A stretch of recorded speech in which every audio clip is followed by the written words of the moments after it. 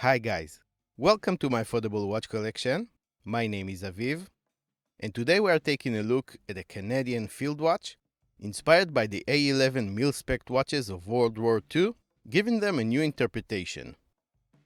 The Redwood Field V2, reference MW-F-02.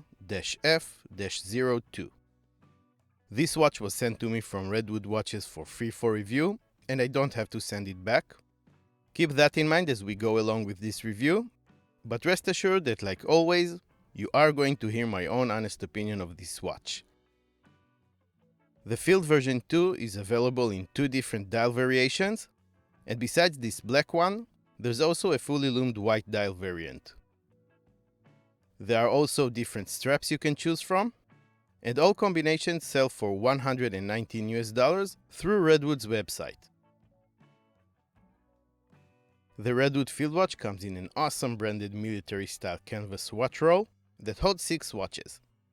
You also get a Redwood keychain with the model's reference number on the other side, a signed 12 months warranty card, that is a common practice with quartz pieces, an instruction and specification card, and a little thank you and welcome to the family note.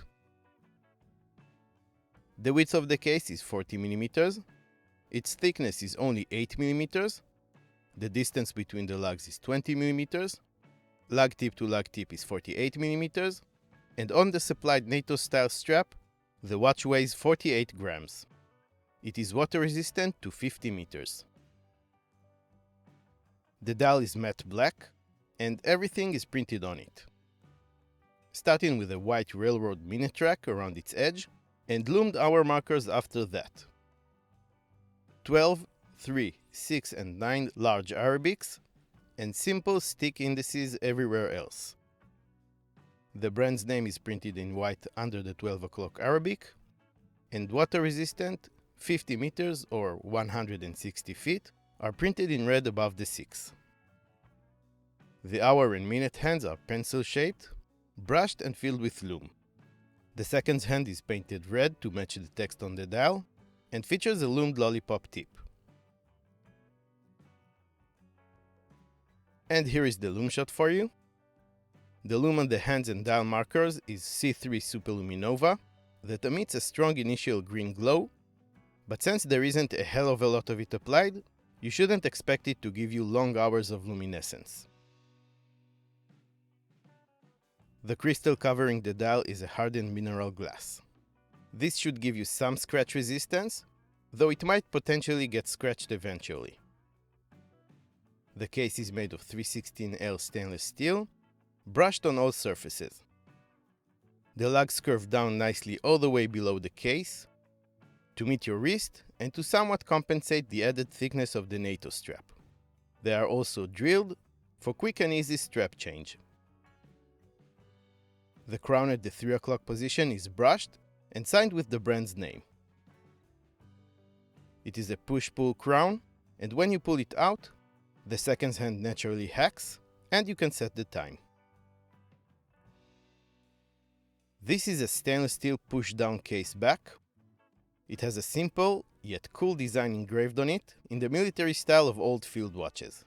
It has some of the watch's information, like the reference number, the movement's caliber, the manufacturing date, and the fact that it was assembled in Montreal, Canada, by the Redwood Watch Company.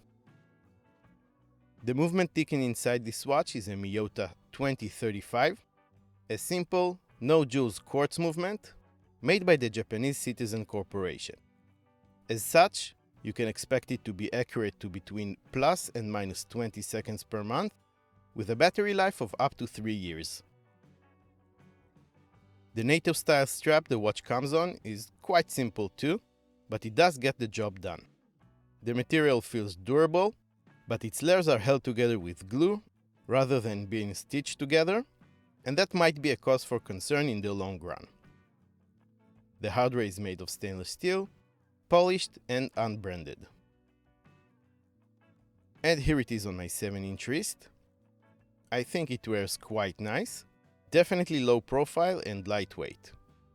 This is one of those watches you might forget are even there. the 40mm size would fit a variety of different wrist sizes, and the legibility is very good. The NATO strap is comfortable, and I like that it's long enough that I can loop it back into the keeper. It would also look great on many different straps, and with 20mm lug width, you won't have any problem sourcing for new ones. So the big question is whether or not I think the Redwood Field watch is worth your $119 or not. In other words, it's time to do the pros and cons. Let's start with the cons today. Here we are mainly talking about the mineral crystal, the push crown and snap-on case back, and a rather generic NATO strap. I don't consider the quartz movement as a con, because those you either like or you don't, and I personally don't mind them. I love having pieces in my collection I can grab and go, without worrying about winding and setting them. That's the same reason I usually prefer a no-date watch. Now, for $119 and keeping in mind that this is a watch designed and assembled in Canada, this is not an expensive watch. On the pro side, this is a nice looking watch. I really like the clean dial design. It is slim, lightweight, very easy to read, and very comfortable to wear. Has nice superluminova lume, a cool case back, which you know is something I appreciate, and is a verified strap monster that is a great option for a daily beater watch. The canvas watch roll adds a lot to the overall value proposition, as these alone can sell for $50 and even more. It is a very good quality item that can come pretty handy when you travel and are looking for a solution for taking your watches with you. Anyway, let me know what you guys think by dropping a comment below. If you do want to check the Redwood Field watch out for yourselves, I will leave a link to their website in the description of this video. They do have a few new watches planned, including automatic and solar-powered watches, so it would definitely be interesting to follow this brand and see where it goes. If you like this video, please give it a thumbs up, subscribe to my affordable watch collection, and hit the notification bell for more affordable watches related content. Follow me on Instagram, where you can get to know me and my collection a little bit better, get all the news about the channel, and connect with me on a more personal level. If you like field watches, check one of these videos out next. I want to thank Redwood for sending this watch in for review, and to thank you all very much for watching, and I will see you next time.